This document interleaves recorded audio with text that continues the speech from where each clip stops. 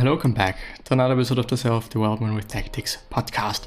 Today we're talking about focus, but we're also talking about, I think, life satisfaction. Would kind of subscribe that rather well. The focus / productivity being something that a lot of people are talking about. A lot of people are willing to quote unquote learn. A lot of people are willing to know more about. Yes, it is useful. It is good. It is whatever, but I think it is also important not to be too invested in trying to get this new hack, trying to get this new technique and trying whatever, but also trying to figure out what is working for you and you only, period. Because there probably are some things that I'm going to say today or I'm going to talk about today that may not necessarily work for you that well. First of all though, I have gone through a few articles, mainly by Tim Ferriss and also some by, it wasn't necessarily an article, but also a video by Andrew Huberman, who is actually a really great source when it comes to focus, visual focus, and also in general focus, and I would also say discipline, because this apparently plays into that as well. But first of all, Tony Robbins about suffering and actually seeing patterns, seeing habits and changing those patterns, changing those thought patterns and thought habits. And the first thing one has to do to be able to change that is actually seeing them.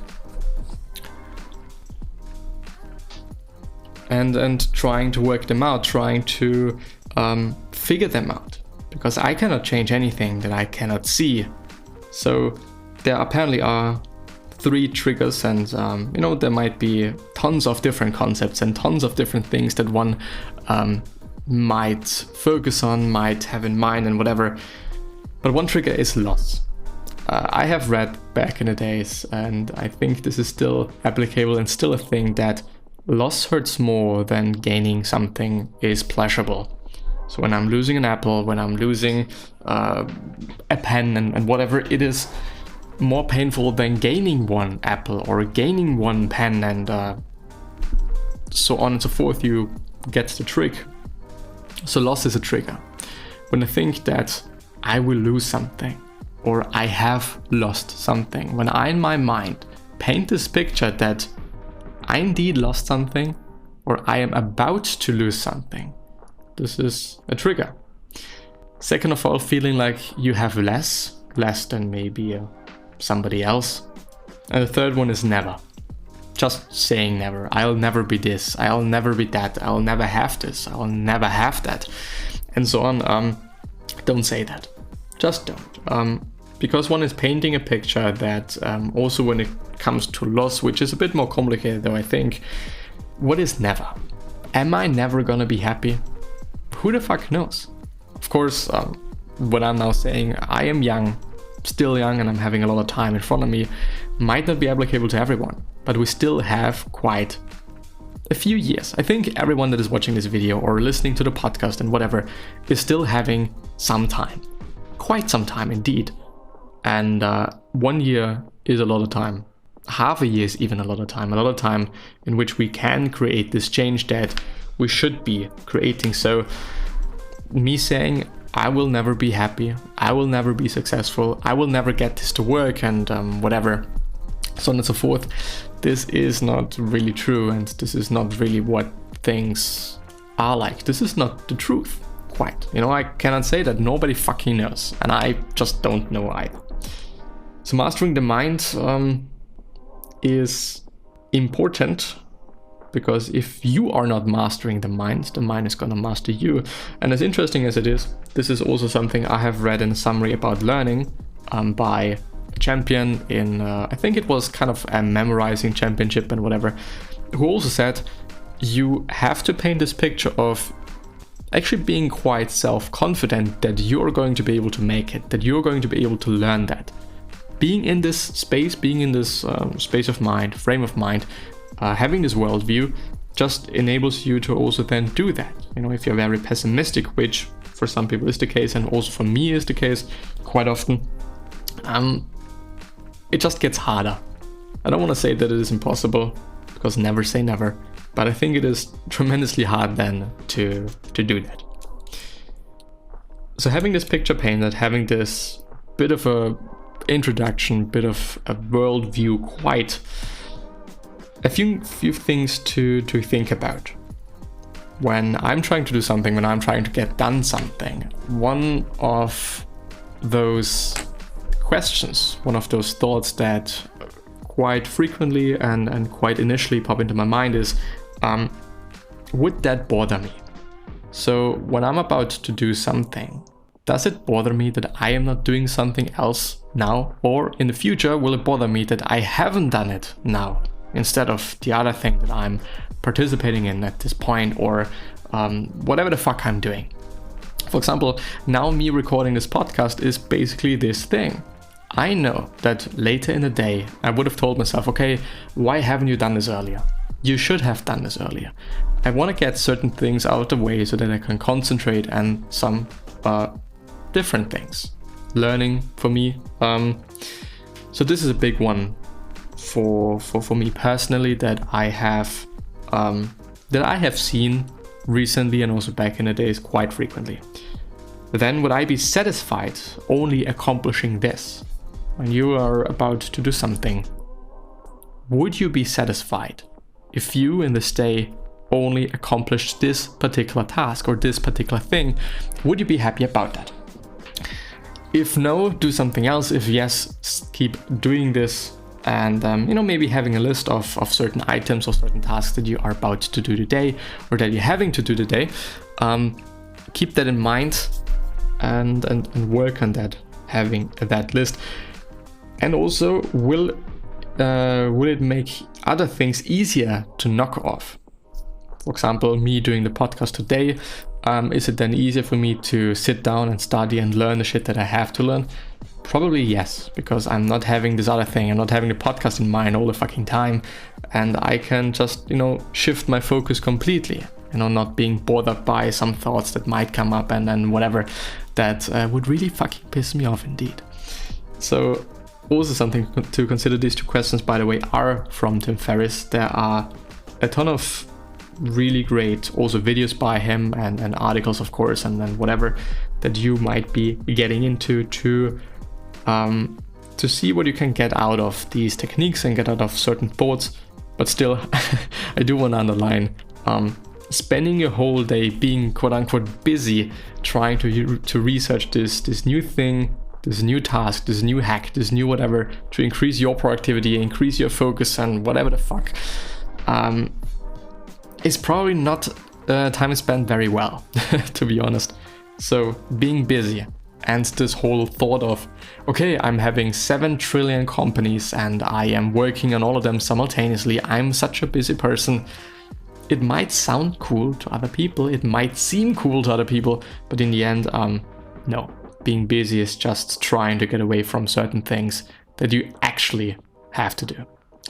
Focus. And this is now the section from Andrew Huberman. There are tons of minutes, let's say like this, tons of minutes of really great resources around focus, being able to focus better, being able to shift your focus, to train your focus quite, and therefore then also being more productive and also being more efficient by being able to focus on whatever you're doing better, and I would say fast as well. Getting into a certain space and letting it take, 3 hours. Not great. Not great for one.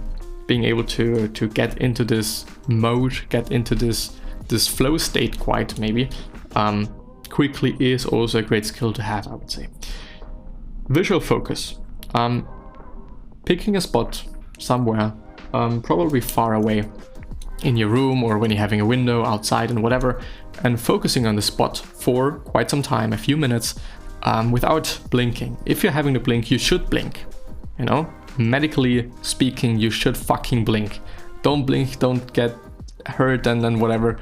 Just pick a spot and focus on it. And Huberman said that and I've also tried it, you'll quickly realize that it is not that easy. Your body's being like, okay, you have to do something else. Probably mind racing, probably you being like, okay, I have to get up, I have to move, which is also quite the feeling that I have had when I was meditating. At this point in time, I'm not meditating anymore, unfortunately. It is still something that I have to get into again. But when you're starting to meditate, the first few times, you will notice that it is not easy, because you think you have to move, everything itches and whatever. You just have to kind of move for whatever reason, Sitting still and watching a movie fucking all day long is easy, but just sitting down doing nothing is actually quite difficult. So visual focus, starting with that and kind of, building this awareness, what it feels like. And also, I would therefore say, and this is basically going back to the intro, having the discipline to push through those difficult things, those difficult areas of those exercises.